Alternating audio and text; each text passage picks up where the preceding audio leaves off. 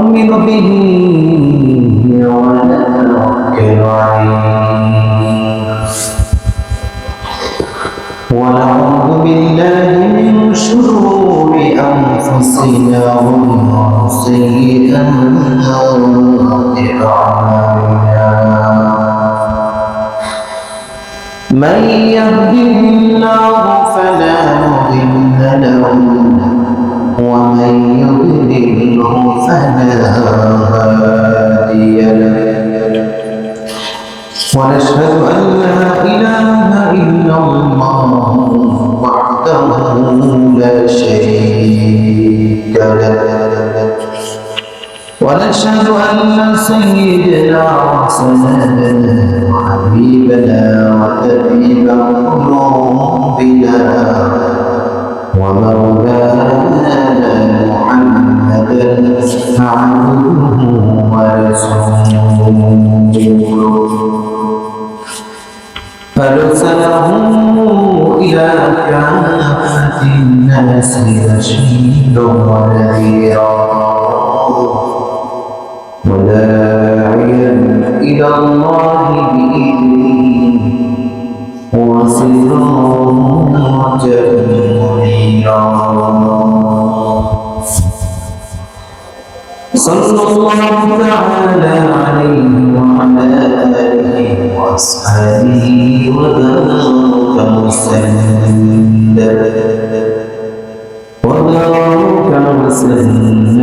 تسليما كثيرا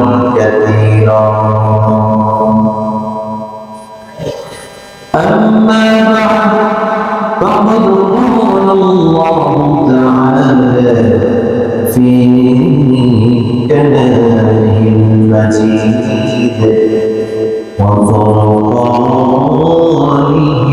الحميد شر زمان تنقلي أعوذ بالله من الشيطان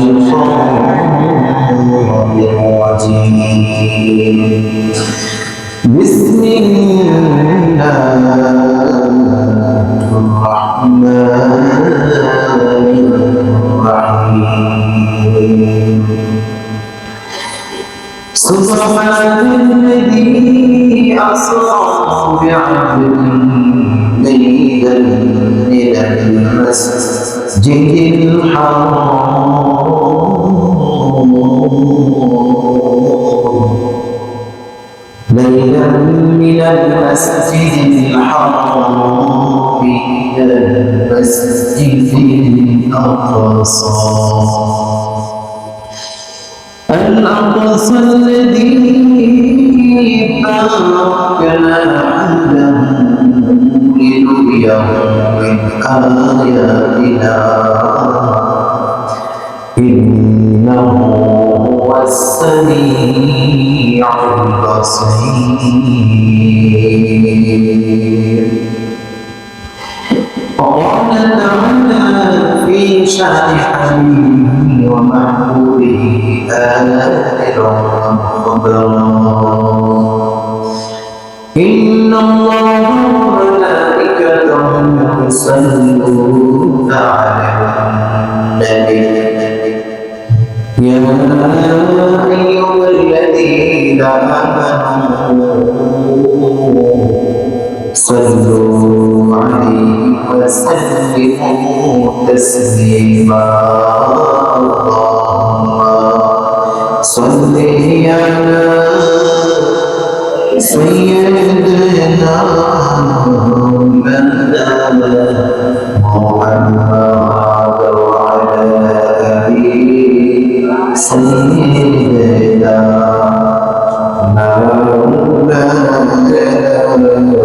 مولانا محمد سجدته يا ربي كده جاتا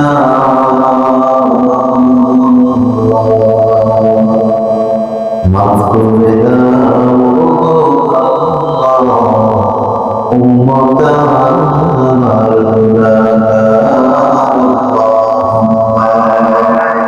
سيدنا سيدنا مولانا محمد وعلى آله سيدنا مولانا محمد بجنبه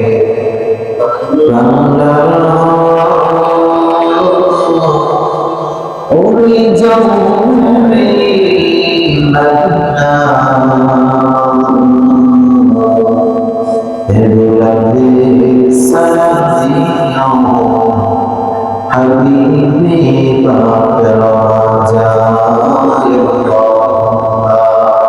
صل على سيدنا مولانا محمد وعلى آله سيدنا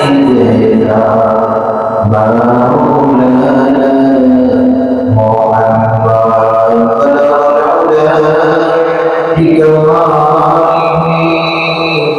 كشف الحجاب بجماله حسن الجمال أبصاره صلوا عليه وآله لهيب المسلم حواليه كعبا دبيب المرفن ديار مدينة بلغ العلا بكماله كشف الحجاب حسن الجمال فصاره صلوا عليه وآله لا إله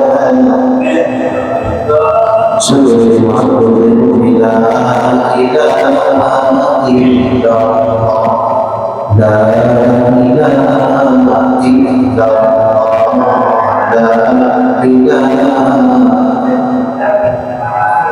لا إله إلا الله لا إله إلا الله لا إله إلا الله سبحان الله والحمد لله لا إله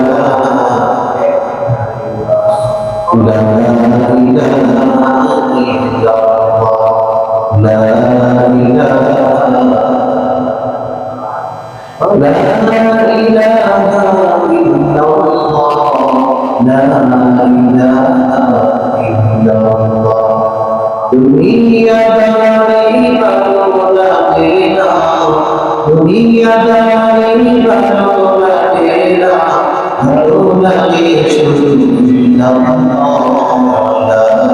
إله لا إله إلا الله لا إله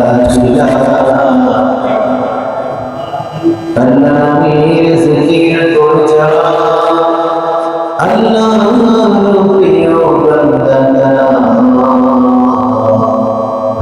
الذي يبدلنا جنة شجوي فبدلا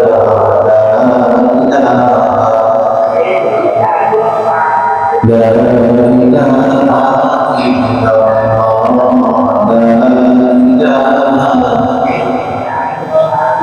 لا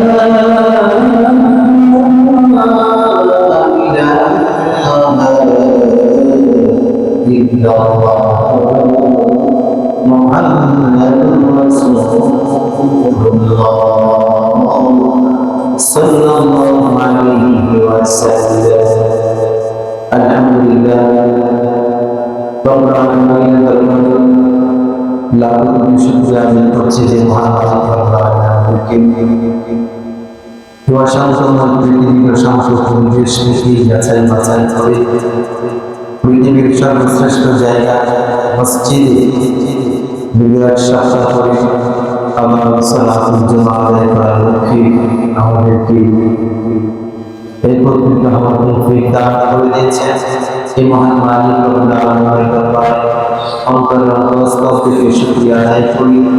ইবাদতের আওয়াজ করেছেন ওই চতুর্থ শিরোমণকে সকলেই বলছে আলহামদুলিল্লাহ। لنقضي دروب السلام على أشرف الدين أشرف الأنبياء سيد الأنبياء إمام المرسلين علينا المدينة أفضل الأمة فخر الهدى سيد الأمراء حضرة محمد النبي صلى الله عليه وسلم محترم حاضرين الله تعالى القرآن الكريم ঘোষণা দিয়ে فاذكروني أذكركم واشكروني ولا تكفرون। এমনি আশা করব আল্লাহ তোমরা আমাকে স্মরণ করো। ফাযকুরুনি আযকুরকুম ওয়াশকুরুনি ওয়ালা তাকফুরুন। তোমরা যদি আমাকে স্মরণ করো আমি তোমাদেরকে স্মরণ করব। আমার শুকরিয়া আদায় করো তাহলে আমি তোমাদেরকে নিয়ামত বাড়িয়ে দেব। এটা ঘোষণা দিয়েছেন স্বয়ং আল্লাহ তাআলা নিজে। অন্য আয়াতে আল্লাহ তাআলা বলেন আলা বিযিকরিল্লাহি তাতমাইন্নুল কুলুব। জিকির করে যারা আমাদের অন্তর কি হয়ে যায়, মুতমাইন হয়ে যায়, প্রশস্ত হয়ে যায়, দিলে শান্তি পায়। এজন্য যত বেশি জিকির করতে পারবো আমাদের অন্তর তত বেশি পরিষ্কার হবে, ময়লা তত বেশি দূর হবে। মুহতারাম হাজিরিন, আমাদের আলোচনা চলছিল মেরাজ নিয়ে। গত জুমায় আলোচনা করেছিলাম মেরাজের আংশিক, যেটাকে ইসরা বলা হয়। রাসূলুল্লাহ মসজিদে হারাম থেকে মসজিদে আকসা পর্যন্ত যে ইসরা হয়েছিল রাত্রিবেলা, সেটাকে কোরআনের ভাষায় ইসরা বলা হয়। সুবহানাল্লাযী আসরা বিহি ইসরা বিআবদিহি লাইলান মিনাল মাসজিদিল হারাম। এই পর্যায়ে আমরা আলোচনা করব রাসূলুল্লাহ সাল্লাল্লাহু আলাইহি ওয়াসাল্লাম বাইতুল মুকাদ্দাস থেকে আরশে আজিমে রাসূলুল্লাহ কেমন করে পৌঁছলেন, তার কি ঘটনা হয়েছিল ইনশাআল্লাহ আলোচনা হবে। কিন্তু আজকে শবে মেরাজের তারিখ বিষয়ে অনেকে মতামত রয়েছে, একটা রাত রয়েছে, কেউ বলে 26, কেউ বলে 27। তো আজকে আমরা বাংলাদেশের মেরাজ আজকে 27 তো অনেক জায়গায় পালিত হয়, অনেক জায়গায় পালিত হয় না। পরিশেষে আজকে এই মেরাজের যে রাসূলুল্লাহ সাল্লাল্লাহু আলাইহি ওয়াসাল্লামের জীবনের যে অত্যন্ত গুরুত্বপূর্ণ একটি জিনিস, সেটা হলো মেরাজ। মেরাজের উদ্দেশ্য রাসূলুল্লাহ সাল্লাল্লাহু আলাইহি ওয়াসাল্লাম উম্মতে মুহাম্মাদের জন্য কিছু হাদিয়া আল্লাহ তাআলার পক্ষ থেকে নিয়ে এসেছেন। মুহতারাম হাজিরিন, প্যারা হাজিরিন, হযরত মুহাম্মদ আরবি সাল্লাল্লাহু আলাইহি ওয়াসাল্লাম আমি যে প্রথমে যে বাহনটার কথা বলেছিলাম, সে যে রজব দিয়ে রাসূলুল্লাহ মসজিদে হারাম থেকে মসজিদে আকসা পর্যন্ত যাত্রা ভ্রমণ করেছিলেন। এবং ওই রজবের তেজগামী এটা দ্রুততা এতটা ছিল যে সেকেন্ডে 1,44,000 মাইল যাইতে পারে। যেটা বিদ্যুতের গতি 1,44,64,000 মাইল। তো রজবটা এত দ্রুতগামী রাসূলুল্লাহকে নিয়ে মুহূর্তে মসজিদে হারাম থেকে 2 মাস সেখানে যাইতে লাগে। ফিলিস্তিনে অবস্থিত মসজিদে আকসা পর্যন্ত রাসূলুল্লাহকে নিয়ে গেলেন। ভাইরা আমার, বন্ধুরা আমার, আমি বলেছিলাম সেখানে যাওয়ার থেকে মায়ানবী বিশ্বনবী রাহমাতুল লিল আলামিন আল্লাহ রাব্বুল কিয়ামত মসজিদে আকসার ভিতরে পৃথিবীর জমিনে যতগুলো নবী দুনিয়ার জমিনে আগমন করেছিলেন, সমস্ত নবী ওই বাইতুল মুকাদ্দাসে অবস্থিত করেন। মায়ানবী বিশ্বনবী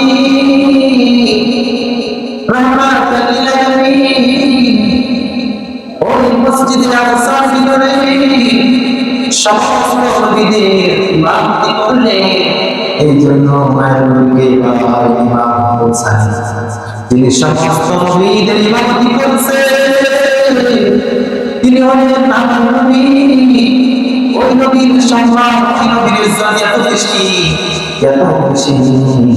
যদি কোনো ব্যক্তি ওই মায়ের নবীর আদর্শকে জীবনের ভিতরে বাস্তবায়ন করতে চায়, বাস্তবায়ন করতে পারে, তাহলে সমস্ত বান্দা আল্লাহ তাআলার প্রিয় হয়ে যাবে।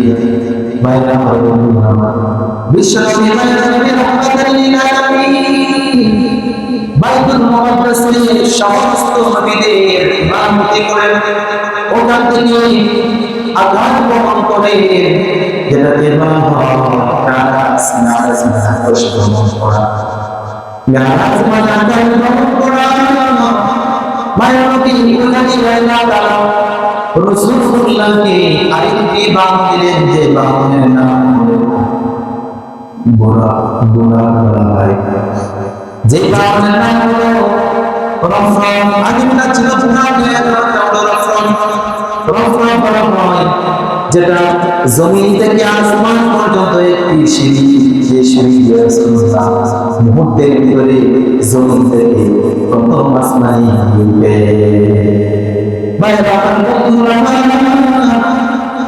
মায়ের নবী রহমাতুল লিল আলামিন ওই সিঁড়ি যুগে একবারে বাইতুল মুকাদ্দাস থেকে প্রথম আসমানে চলে গেলেন। প্রথম আসমানে যাওয়ার পরে প্রথম আসমানে তার সাথে ছিল হযরতে জিবরাইল আলাইহিস সালাতু ওয়াস সালাম এবং হযরতে মিকাঈল আলাইহিস সালাতু ওয়াস সালাম, দুইজন ফেরেশতা আল্লাহর সঙ্গে ছিল। প্রথম আসমানে যাওয়ার পরে মায়ের নবী রহমাতুল লিল আলামিনকে প্রথম আসমানে নেওয়ার পরে জিবরাইল আলাইহিস সালাতু ওয়াস সালাম প্রথম আসমানে দরজায় টোকা দিলেন। টোকা দেওয়ার সঙ্গে সঙ্গে জান্নাতি বের হয়ে আসলো, বলল তুমি কে? হযরতে জিবরাইল আলাইহিস সালাতু ওয়াস সালাম তিনি বললেন আমি জিবরাইল। ফেরেশতা বলল তোমার সঙ্গে কে এসেছে? হযরতে জিবরাইল আলাইহিস সালাতু ওয়াস সালাম বললেন আমার সঙ্গে যিনি এসেছেন তিনি হলেন মায়ের নবী হযরত মুহাম্মদ আরবি সাল্লাল্লাহু আলাইহি ওয়াসাল্লাম। ফেরেশতা আবার প্রশ্ন করলেন তোমাকে কি মুহাম্মদকে আনার জন্য বলা হয়েছে? হযরত জিবরাইল আলাইহিস সালাম বলল আমাকে মায়ের নবীকে দুনিয়া থেকে আসমানে আনার জন্য বলা হয়েছে। বিলাল দাঁতকে প্রথম আসমান খুলে দিলেন। প্রথম আসমান খুলে দেওয়ার পরে প্রথম আসমানে সাক্ষাৎ হয়ে গেল হযরতে আমাদের আদি পিতা হযরতে আদম আলাইহিস সালামের সঙ্গে আমার নবীর সাক্ষাৎ হয়ে গেল। সেখানে হযরতে আদম নবী মায়া নবী রহমাতুল লিল আলামিনকে স্বাগত জানাইলেন, সালাম জানাইলেন, অভ্যর্থনা জানাইলেন। হযরতে আদম আলাইহিস সালামের সঙ্গে সাক্ষাৎ হওয়ার পরে চলে গেলেন দ্বিতীয় আসমানের দিকে। প্রথম আসমানে অনেক বিশাল বড় বাইরে আমার বন্ধুরা বিজ্ঞানীরা বলেছেন প্রথম আসমান এত বিশাল বড়, দুনিয়া থেকে আসমান পর্যন্ত যাইতে 500 বছর লেগে যায়। 500 বছরের রাস্তা। আমরা তো আকাশে উচ্চ আকাশে তাকিয়ে দেখি যে প্রথম আসমান কাছে, বিমান চলে যায় প্রথম আসমানের উপরে, মনে হয় এটা প্রথম আসমানের দিকে যায়। প্রথম আসমান দুনিয়া থেকে আসমান প্রথম আসমানের দূরত্ব হলো 600 বছরের রাস্তা, 500 বছরের রাস্তা। বিশাল আসমান বানাইছে। প্রথম আসমানটা এত বড়, এত এই গোটা দুনিয়ার তুলনায় যে সূর্যটা রয়েছে ওই সূর্যটা হলো 13 লক্ষ গুণ বড়। এই সূর্যের যে প্রথম আসমানটা এত বড়, বিশাল বড়, বিশাল বড় মাঠের মধ্যে সরিষা চাষ করে থাকতে এবং দেখা যায় না। বিশাল প্রথম আসমানের ভিতরে পৃথিবীটা করে থাকতে এবং দেখা যাবে না। এত বিশাল বড় আসমান আল্লাহ বানাইছে। বন্ধুগণ এই প্রথম আসমানটা আল্লাহ তাআলা বানাইছে সবুজ জমরুদ পাথর দিয়ে। প্রথম আসমানটা সবুজ জমরুদ পাথর দিয়ে আল্লাহ তাআলা বানাইছে। এরপরে রাসূলুল্লাহ সাল্লাল্লাহু আলাইহি ওয়াসাল্লাম চলে গেলেন দ্বিতীয় আসমানে। দ্বিতীয় আসমানে যাওয়ার আগে হযরত ইব্রাহিম আলাইহিসসালামকে দাওয়াত একই প্রশ্ন করেছিল, আপনার সঙ্গে কি আছে? প্রথম আসমানে দরজা খুলে দিল ফেরেশতা মায়াবতী বিশ্বনবী রাহমাতাল লিল আলামিন ইব্রাহিম চলে গেলেন দ্বিতীয় আসমানে।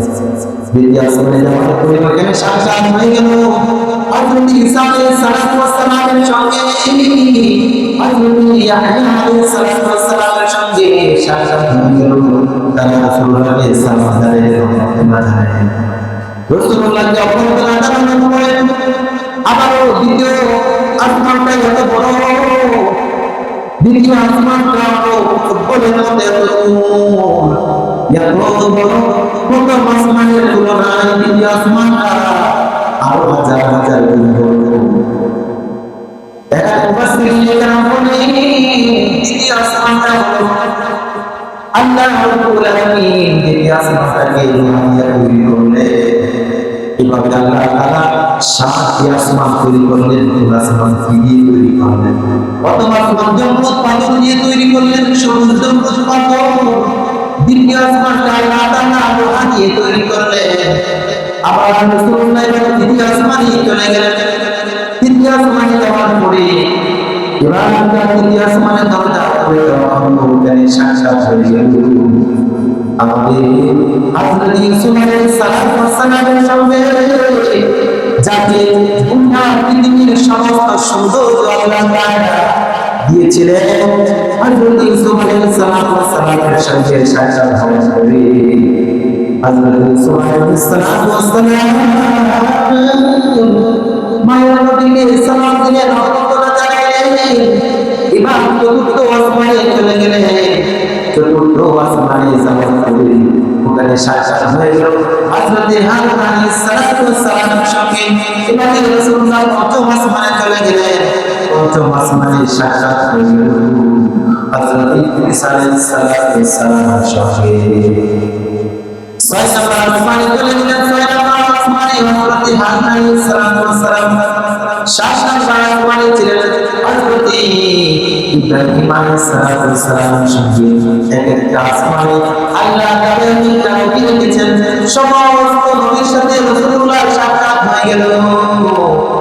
তাহলে দ্বিতীয় আসমানটা আল্লাহ তাআলা কি দিয়ে তৈরি করেছেন? আল্লাহ রাব্বুল আলামিন দ্বিতীয় আসমানটা তৈরি করেছেন কাফন দিয়ে। চতুর্থ আসমানটা এত বড়, চতুর্থ আসমানটা আল্লাহ তাআলা তৈরি করছেন লোহা দিয়ে। পঞ্চম আসমানটা আল্লাহ তাআলা এত বড় বানাইছেন, এই আসমানটাকে আল্লাহ তাআলা পঞ্চম আসমানটাকে সোনা দিয়ে তৈরি করছেন। ছয় নম্বর আসমানটা আল্লাহ তাআলা বানাইছেন নীল রং দিয়ে। সাত নম্বর আসমান আল্লাহ তাআলা বানাইছেন লাল ইয়াকুত পাহাড় দিয়ে মসজিদে কাজ করে। এটা আসমানকে আল্লাহ রাব্বুল আলামিন প্রথম আসমানের তুলনায় দ্বিতীয় আসমানটা বড়, দ্বিতীয় আসমানের তুলনায় চতুর্থ দ্বিতীয় আসমানটা আরো অনেক বড়। এভাবে সাত নম্বর আসমানটা খুব বড় আল্লাহ তাআলা। এরপর আল্লাহ তাআলা বিশাল আসমান বানাইলেন। সাত আসমান বানাইলেন, সাত জমিন বানাইলেন। ভাইরা বন্ধুরা, এই পর্যায়ে রাসূলুল্লাহ সাল্লাল্লাহু আলাইহি ওয়াসাল্লাম সাত আসমান পাড়ি দিলেন। পাড়ি দেওয়ার পরে সপ্তম আসমানে চলে গেলেন। সপ্তম আসমানে হযরত ইব্রাহিম আলাইহিস সালামের সঙ্গে সাক্ষাৎ হয়ে গেল। হযরত ইব্রাহিম আলাইহিস সালাম মায়ের নবীকে সালাম জানালেন, অভ্যর্থনা জানালেন। জানানোর পরে এবার রাসূলুল্লাহ সাল্লাল্লাহু আলাইহি ওয়াসাল্লাম সাত নম্বর আসমানের পরে সিদরাতুল মুনতাহা পড়েন। সাত নম্বর আসমানের পরে যে একটি মসজিদ রয়েছে, সেই মসজিদটার নাম হলো বাইতুল মামুর। হাদিসের মধ্যে এসেছে আমাদের দেশের ইংরেজি ভাবে কাবা শরীফ আছে, দেবে, টাকা দেবে, দুনিয়ার সমস্ত মুসলমান জিয়ারত করে তওয়াফ করে, কিন্তু আল্লাহ তাআলা আসমানের ভিতরে আল্লাহ তাআলা এত অসংখ্য ফেরেশতা বানিয়ে রেখেছে, এত লাখ লাখ কোটি কোটি ফেরেশতা আল্লাহ রাব্বুল আলামিন বানিয়ে রেখেছে, যে ফেরেশতারা এত অসংখ্য ফেরেশতা হাদিসের মধ্যে পাওয়া যায় ওই বাইতুল মামুরের ভিতরে প্রতিদিন 20 লাখ মানুষ, প্রতিদিন 20 লক্ষ, প্রতিদিন 70 লক্ষ ফেরেশতা ওই বাইতুল মামুরের ভিতরে তওয়াফ করে হাদিসের মধ্যে পাওয়া যায়। কিন্তু ওই 70 লক্ষ ফেরেশতা একদিন তওয়াফ করার পরে কিয়ামত পর্যন্ত আর কখনো ওই বাইতুল মামুরে তওয়াফ করার সুযোগ পাবে না। সুবহানাল্লাহ। প্রতিদিন 20 লক্ষ 70 লক্ষ ফেরেশতা ওই বাইতুল মামুরে তওয়াফ করে। এবার চিন্তা করুন আল্লাহ তাআলা কত লক্ষ লক্ষ কোটি কোটি ফেরেশতা বানিয়ে রেখেছেন। আমি সলিমুল্লাহ কলিমুল্লাহ মুমিন আব্দুল্লাহ কি আল্লাহ তাআলার ইবাদত নাম করি তো আল্লাহ তাআলার কিছু যায় আসে না। কোটি কোটি ফেরেশতা আল্লাহ তাআলা বানিয়ে রেখেছেন। চিন্তা করুন 70 লক্ষ ফেরেশতা যদি একদিন তাওয়াফ করে কিয়ামত অবধি পর্যন্ত ওই ফেরেশতা বাইতুল মামুরে তাওয়াফ করার সুযোগ পাবে না। এবার চিন্তা করা যায় আল্লাহ তাআলা লক্ষ লক্ষ কোটি কোটি ফেরেশতা বানিয়ে রেখেছেন। ভাই আমার বন্ধুরা ইবাদত করলেন জান্নাত, এই যে মায়ের নবী মেরাজে বদরিতে 7 আসমান পাড়ি দিয়ে চলে গেলেন। 7 আসমান পাড়ি দিয়ে চলে যাওয়ার পরে যে হাদিয়াটুকু আল্লাহ তাআলার কাছ থেকে এসেছেন সেগুলো কি? সেটা নামাজ। মেরাজের শিক্ষা আমাদের জন্য কি রয়েছে? মেরাজের শিক্ষা হলো নামাজ। আল্লাহ রাব্বুল আলামিন গোটা দুনিয়ার সমস্ত মানুষের জন্য নামাজকে আল্লাহ হিসাবে দান করলেন। ভাইরা আমার বন্ধুরা এবার আল্লাহ তাআলা রাসূল সাল্লাল্লাহু আলাইহি ওয়াসাল্লাম সপ্ত আসমানের ভিতরে জায়গা দিলেন। সিদরাতুল মুনতাহা বর্ণনা হাদিসের মধ্যে এসেছে 7 দফা আসমানের মধ্যে সিদরাতুল মুনতাহা আল্লাহ তৈরি করে রেখেছে। এই সিদরাতুল মুনতাহা এত বড়, সিদরা মানে বড় গাছ, মুনতাহা মানে শেষ পর্যায়ে, এরপরে কোনো ফেরেশতা যাওয়ার অনুমতি নাই। এবার সিদরাতুল মুনতাহায় রাসূলুল্লাহ চলে গেলেন। হাদিসের মধ্যে পাওয়া যায় সিদরাতুল মুনতাহা যে পাতাগুলো আছে গাছের পাতাগুলো মাটির পাতাগুলো এবং ওইখানে গাছের ফলগুলো হলো বিশাল বড় বড় বট। হাদিসের মধ্যে এটার উল্লেখ দেওয়া হয়েছে বিশাল গাছ সিদরাতুল মুনতাহা আল্লাহ তাআলা বানিয়ে রেখেছে। এখানে সমস্ত বিধান কি আল্লাহ তাআলা রেখে আল্লাহ তাআলার পক্ষ থেকে যত বিধান আছে ওই সিদরাতুল মুনতাহায় আয়েশা হাতকে পড়ে নিচ থেকে জমিন থেকে যত বিধান চলে যায় আল্লাহ তাআলা বান্দাগণ যত দোয়া করে সব কিছু সিদরাতুল মুনতাহায় যায় পড়ে এখান থেকে আল্লাহ তাআলা সব কিছু দেখে। ভাইরা আমার বন্ধু মানবন ওই সিদরাতুল মুনতাহার পাতাগুলো এত সুন্দর যে সিদরাতুল মুনতাহার পাতাগুলো এভাবে সবুজ রঙের ঝলমল করতেছে। আল্লাহ রাব্বুল আলামিনের নবী মায়ার নবী বিশ্বনবী রাহমাতুল লিল আলামিন এবার সিদরাতুল মুনতাহা যাওয়ার পরে হযরত জিবরাইল আমিন বললেন নবীজি আপনি চলে যান, আপনি একা একা চলে যান। মায়ার নবী বললেন জিবরাইল আমিন চলুন আমার সঙ্গে। হযরত জিবরাইল আলাইহিস সালাম বললেন ও নবীজি আপনি চলে যান, এখান থেকে উপরে কোনো ফেরেশতার যাওয়ার অনুমতি নাই। এখান থেকে সিদরাতুল মুনতাহার উপরে যদি এক কদম আমি বানাই তাহলে আমার ৭০,০০০ টাকা সব কিছু সব শত্রুদের পাতাগুলি উড়ে ছাই হয়ে যাবে। সুবহানাল্লাহ। হযরত জিবরাইল আলাইহিস সালাম বললেন, ভাই নবী, এই সিদরাতুল মুনতাহা মনে কোনো ফেরেশতার যাওয়ার অনুমতি নাই, এবার আপনি চলে যান। এবার মায়ের নবী বিশ্বনবী রাহমাতাল লিল আলামিন চলতে লাগলেন নির্জনে একাকী। রাসূলুল্লাহ একা পথ চলতে লাগলেন। জমিন থেকে সাত আসমান পর্যন্ত সঙ্গে ছিলেন হযরত জিবরাইল আলাইহিস সালাম।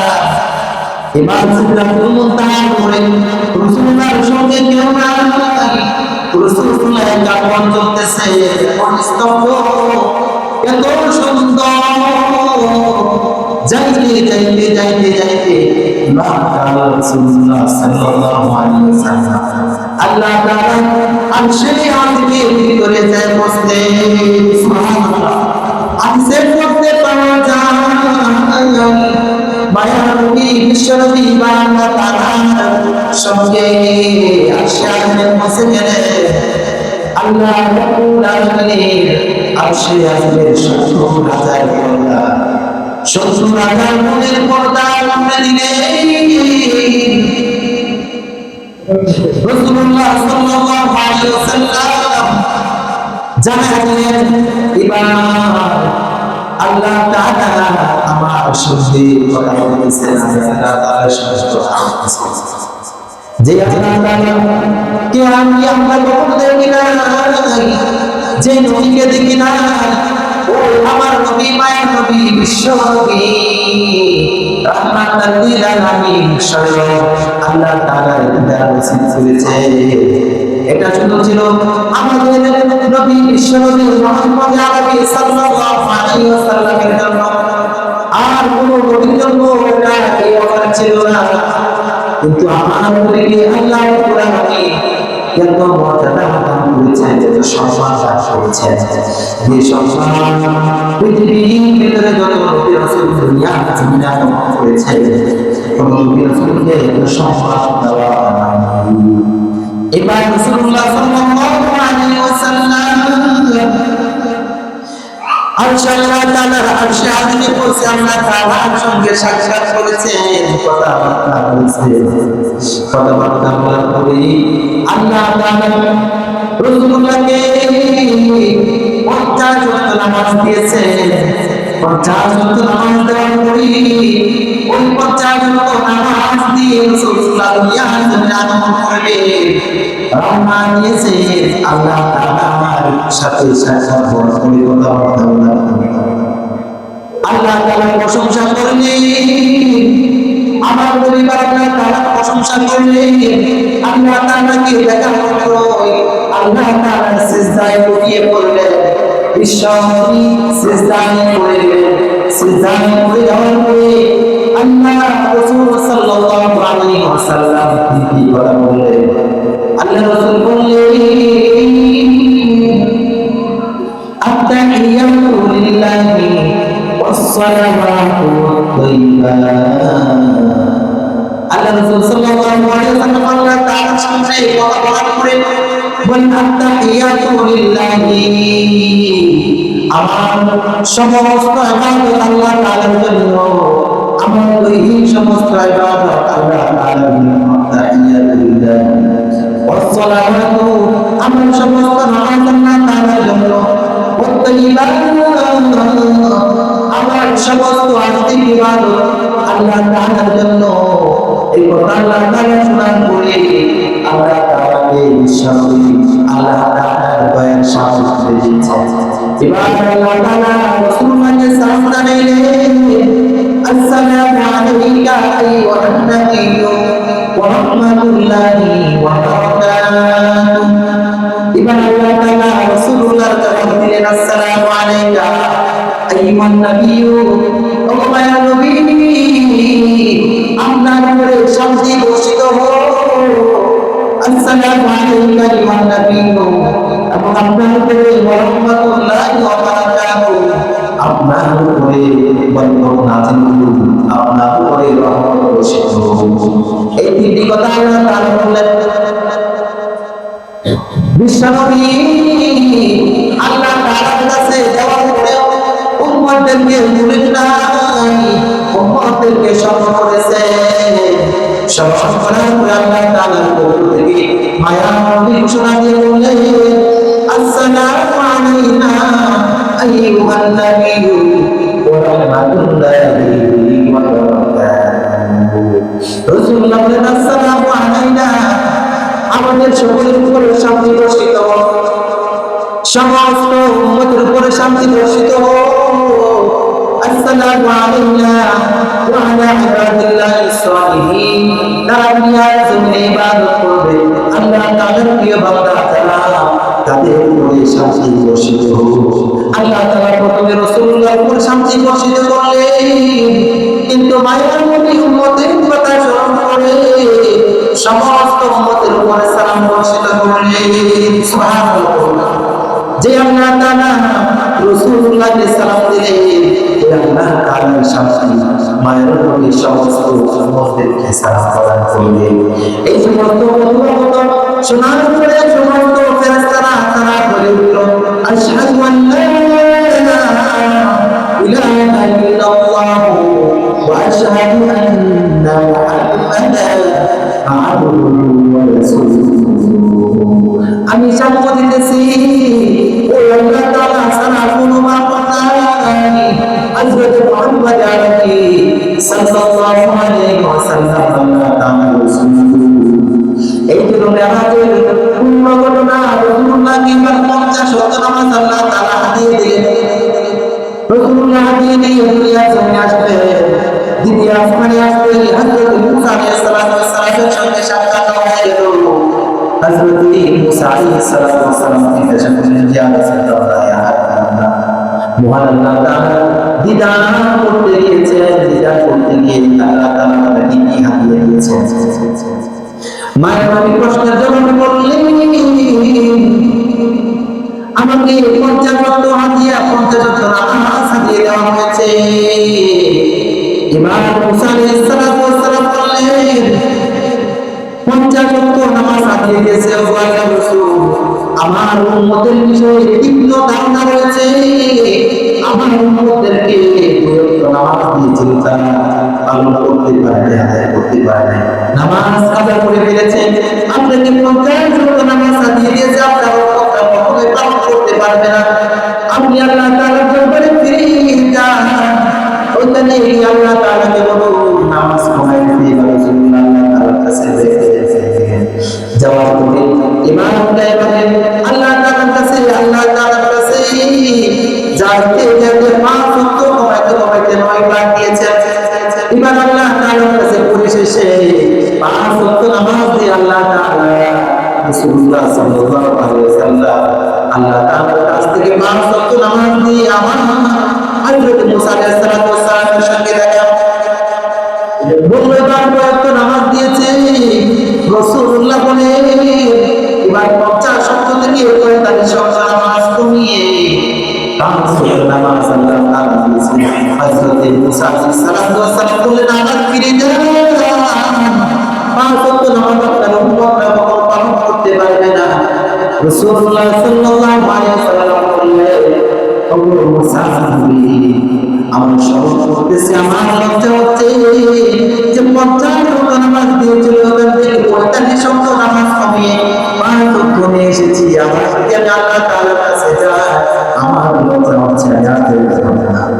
এবার আল্লাহ তাআলা জানাই দিলেন, ও নবীজি, আপনার উম্মত যদি 45 ওয়াক্ত নামাজ থেকে 50 ওয়াক্ত নামাজ থেকে যে 5 ওয়াক্ত নামাজ শিখেছে, ওই 5 ওয়াক্ত নামাজ যদি সময় মতো আদায় করে, আল্লাহ রাব্বুল আলামিন 5 ওয়াক্ত নামাজের পরিবর্তে 50 ওয়াক্ত নামাজের সওয়াবটা নামায় সুবহানাল্লাহ। তাহলে 5 ওয়াক্ত নামাজ পড়লে কয়েকটা নামাজের সওয়াব দিবেন, 50 ওয়াক্ত নামাজের সওয়াব দিলে এটা শুধু উম্মতে মুহাম্মাদের জন্য যে রাসূলুল্লাহ সাল্লাল্লাহু আলাইহি ওয়াসাল্লাম তাইফের ময়দানে রক্ত ঝরিয়েছে, দাম মোবারক শহীদ করেছে। রাসূলুল্লাহ উম্মতকে বলতে পারেন নাই, আল্লাহ তাআলার কাছে গিয়ে আসমানে আরশে আসবে, ওখানে যাওয়ার পরে রাসূলুল্লাহ উম্মতকে চিনতে পারেন না, ওই উম্মতরা রাসূলুল্লাহকে কষ্ট দিয়েছে, ওই উম্মতরা রাসূলুল্লাহকে চেনে না, রাসূলুল্লাহর আদর্শকে জীবনের ভিতরে বাস্তবায়ন করতে পারে না। ওই উম্মতের জন্য কাল কিয়ামতের ময়দানে রাসূলুল্লাহ সিজদায় গিয়ে বলবেন, ভাইরা আমার বন্ধুরা, আল্লাহ তাআলা আমাদের সকলকে এই মেরাজের শিক্ষা ও পাঁচ ওয়াক্ত নামাজ পড়া, সময় মতো নামাজ পড়া, আল্লাহ রাব্বুল আলামিন আমাদের সকলকে পাঁচ ওয়াক্ত নামাজ সঠিকভাবে সঠিক সময় আল্লাহ রাব্বুল আলামিন আমাদেরকে পালন করার তৌফিক দান করুন। সকলে আমিন বলুন। মেরাজের শিক্ষা নামাজ পড়া, এজন্য সর্বক্ষেত্রে নামাজ আদায় করতে হবে। সময় অনেক গিয়েছে, আল্লাহ তাআলা আমাদের সকলকে পাঁচ ওয়াক্ত নামাজ আদায় করার তৌফিক দান করুন। সকলে আমিন। বন্ধুরা, আজকে তো সবে মেরাজ, এই সবে মেরাজ উপলক্ষে আমাদের দেশে অনেক মসজিদে সবে মেরাজ পালন করে, অনেক মসজিদে পালন করে না। এটা নিয়ে অনেক দ্বন্দ্ব আছে, এটা নিয়ে অনেক মতামত আছে, ইখতিলাফ আছে। প্রত্যেকটা বিষয়ে 10 মানুষ 10 জনের চিন্তা ভাবনা এক না, ভিন্ন। তো অনেক মসজিদে পালন করে না, মসজিদে পালন করে না, মসজিদে পালন করতে চান, তাহলে আমাকে বলা হয়েছে মসজিদের পক্ষ থেকে আপনার সবাইকে চাচ্ছেন যে আজকে সবাইকে তাওয়াফের জন্য তারা যে যা পারে ইনশাআল্লাহ। এটা ওয়াজিব ফরজ কোনো বিষয় না, এটা পালন করতেই হবে, এটা এরকম কোনো বিষয় না, তা পালন করলে কোনো সমস্যা হয়। কিন্তু অনেকে পালন করে, অনেকে পালন করে না। সবাই মেলাতে কোনো স্পেশাল আমল পাওয়া যায় না, কিন্তু যদি রোজা রাখতে চাই তাহলে আপনাকে রোজা রাখতে পারবেন, নফল রোজা হিসাবে সবসময় রাখা যায়, নফল রোজা হিসাবে রাখতে পারবেন। এই জন্য আমরা একজনে জানাই, যদি সব মেলা উপলক্ষে কিছু দিতে চাই আমরা দিতে পারবো। একজনে দাঁড়িয়ে কিছু তুলে হাদিয়া, আর যারা মসজিদে টাকা লিখিয়েছিলেন, যে মসজিদের মাইকের জন্য, সাউন্ডের জন্য, ব্যাটারির জন্য যার বকেয়া টাকা আছে, আমরা সত্যি বকেয়া টাকাগুলো পরিশোধ করে দিই।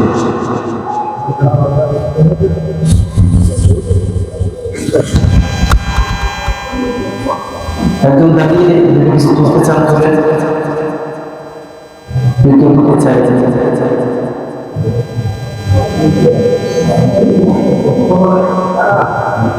দাঁড়ান দাঁড়ান।